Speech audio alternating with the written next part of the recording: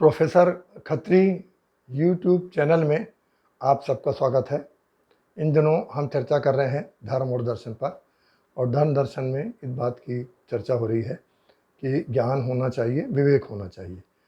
तो हमारे प्राचीन गुरुओं ने, ऋषियों ने इस प्रकार के बहुत से उदाहरण दिए हैं, बहुत सी कथाएं कही हैं, जिनसे ये स्पष्ट होता है कि हमें अपने विवेक का उपयोग किस प्रकार करना है।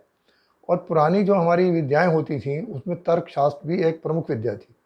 तो तर्कशास्त्र का उपयोग ऐसा नहीं है कि मात्र उसको केवल दर्शन में प्रयोग करना है, या केवल कानून की बात होनी है तो वहीं प्रयोग होना है, या फिर उसमें वो उसको किसी गणित के समाधान के लिए निकालना है। जो तर्क है वो प्रत्येक जगह लगेगा। आप कोई भी कार्य करें, कोई भी कार्य करें, वहाँ विवेक लगेगा। विवेक माने साथ में तर्क होगा, ये ऐसा हम कर रहे हैं तो क्यों कर रहे हैं, हमें ये मालूम होना चाहिए। अगर हमें ये नहीं मालूम और हम अपने मन से कुछ भी करते जा रहे हैं तो हमें वांछित फल नहीं मिलेगा। हम एक मशीन की भांति काम करेंगे, तो स्विच दबा दिया, पंखा चल रहा है, वो चलता जा रहा है। पंखे से आपको हवा मिल रही है, नहीं मिल रही है, ये आपको देखना काम है कि नंबर बढ़ाना है, घटाना है, तो नहीं। तो ये बात हमको ध्यान रखनी है। तो इसमें जो है, मैं आज आपको 3 बोध कथाएं, जो बहुत ही मतलब लघु कथाएं हैं और बड़ी अच्छी कथाएं हैं, वो मैं आज आपको सुनाऊंगा।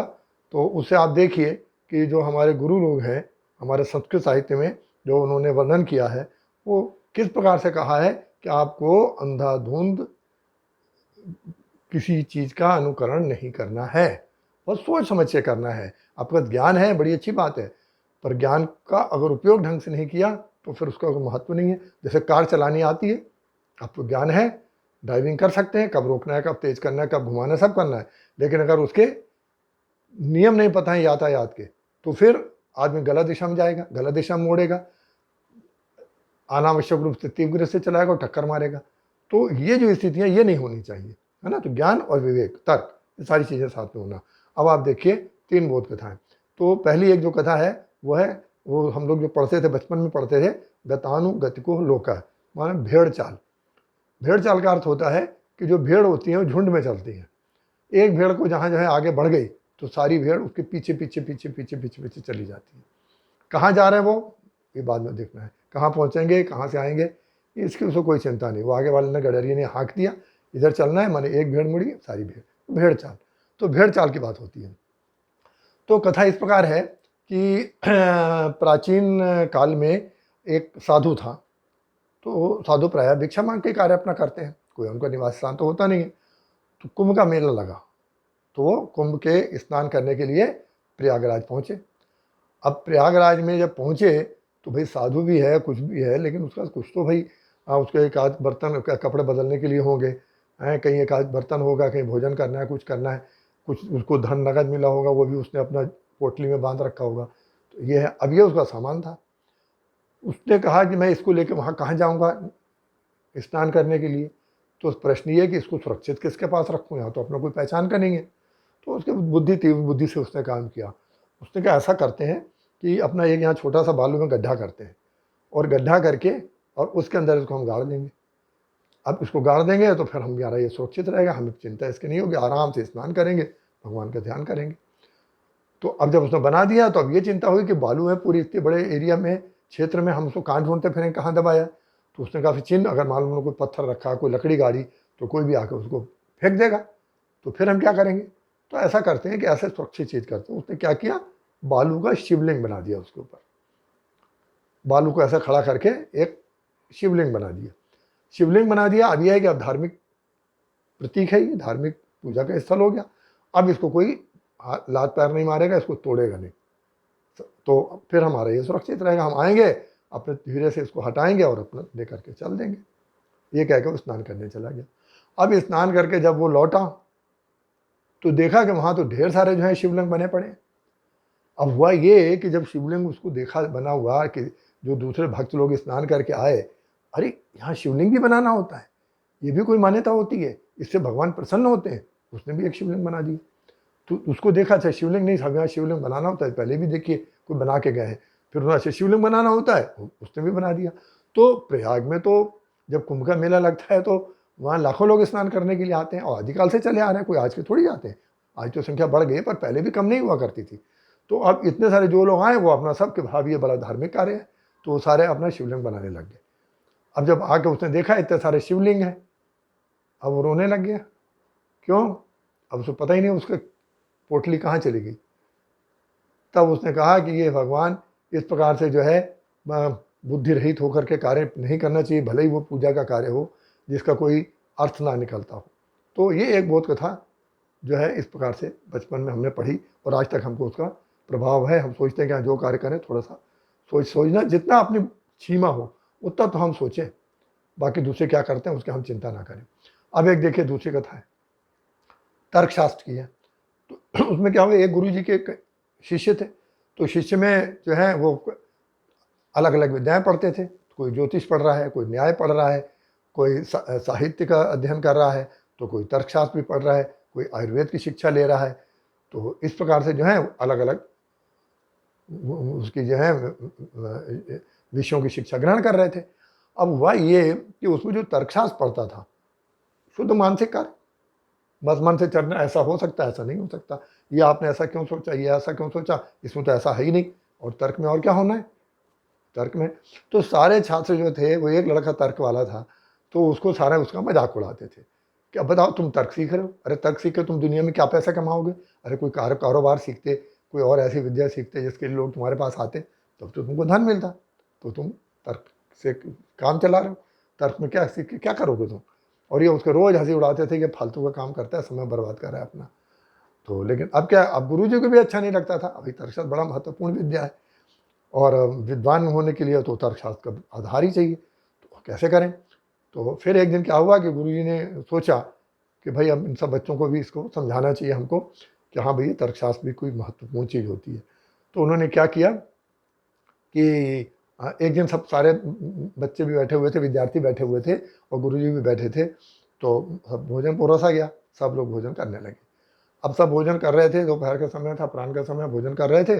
अब भोजन करते करते क्या हुआ कि अचानक गुरु चीखे करके बड़ी जोर से चीखे, और चीख करके और बिल्कुल जो है वो अरे मेरे मुंह तो जहरीला कीड़ा चला गया, और उसके बाद में जो है वो पलट गए, आंखें उन्होंने ऐसे चढ़ा ली, और वो जो है इतने ही लोग समझ पाए कि ये कीड़ा खा गए।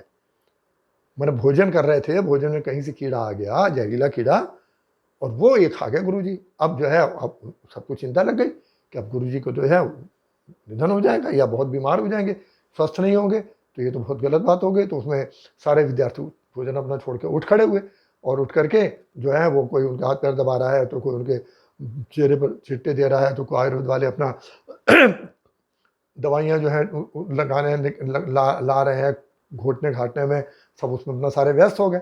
और वो जो तर्क वाला है उसका तो कोई काम था ही नहीं।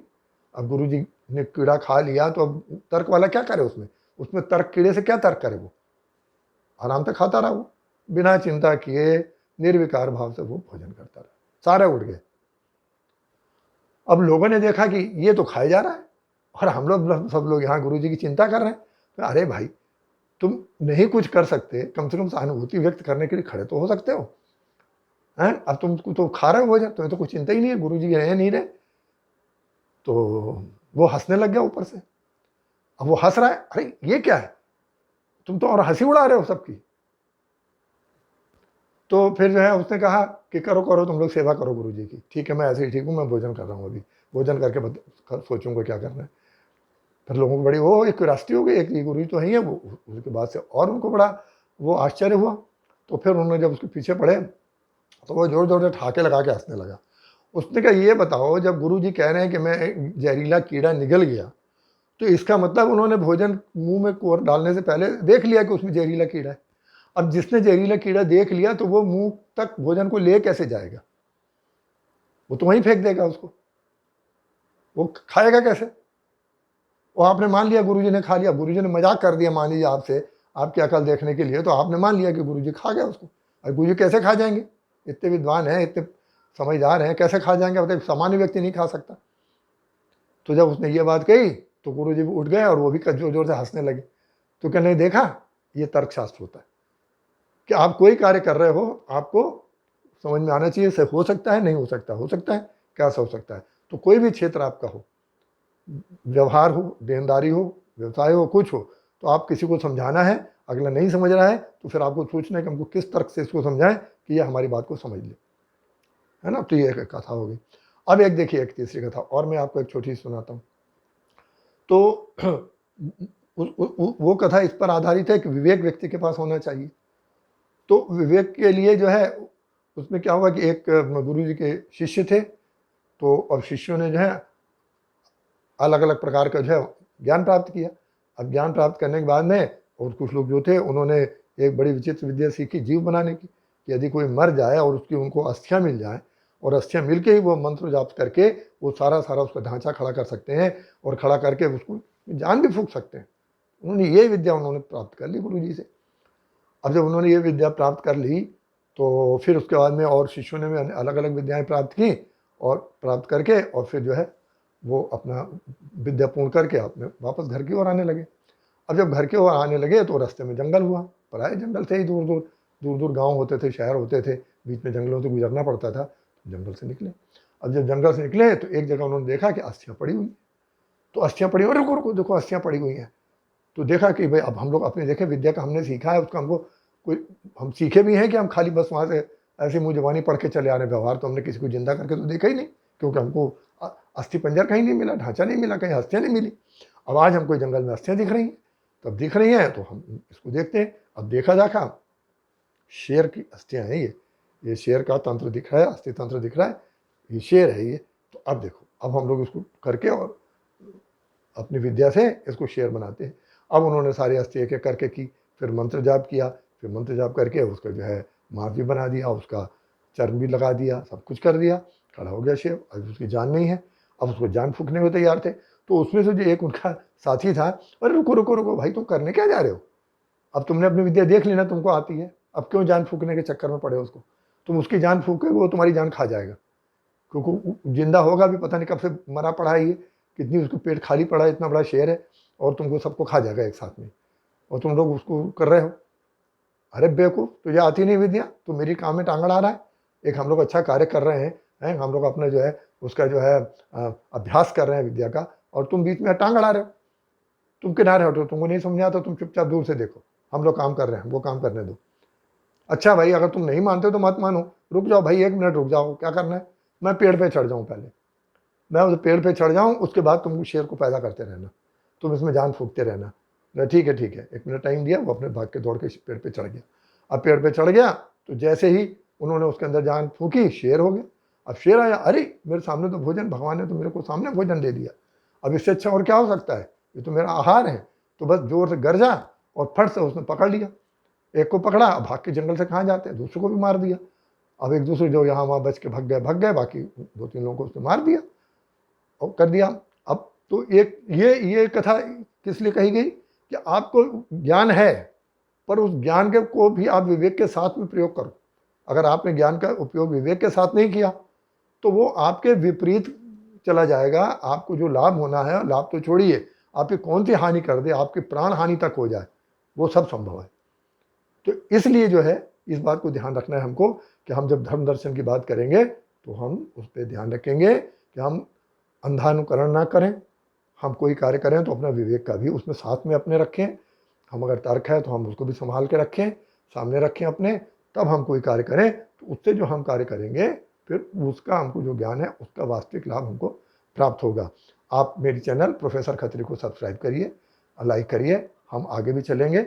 अब इसके बाद हम इस पर चर्चा करेंगे कि जो हमने अनेक सारे हमारे देवी देवता हैं, तो उनकी मैंने उनकी वंदनाएं मैंने रचना की है, वो थोड़ी अलग प्रकार से हटके, जैसे आरतियाँ और कीर्तन दूसरे करते हैं उनसे थोड़ा अलग हटके है, और उन पर जो है मैं चर्चा करूँगा कि जब हमारी कौन सी देवी या देवता की हम पूजा कर रहे हैं तो हमें उनसे क्या मांगना है।